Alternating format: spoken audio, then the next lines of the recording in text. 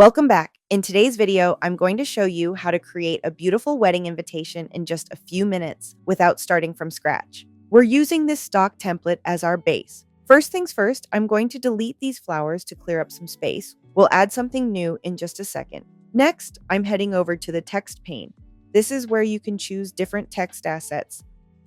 I'm picking this one with the couple's names. It's fully editable, so you could switch it to say something like "we invite you" or anything you like. But for this example, I'm going to keep the names. Now I'm going to delete the "you're invited" line and change the wording to "invite you to their wedding." Let's go ahead and remove the extra names here, then adjust the layout a bit to make everything feel balanced.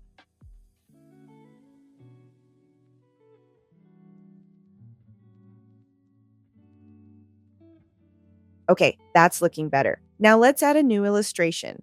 I'll click on Elements, then Illustrations, and type in Wedding to find something that fits the new design.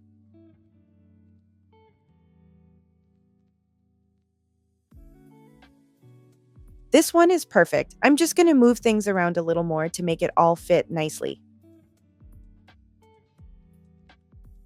Last thing, we'll update the text color to match the new illustration and bring everything together.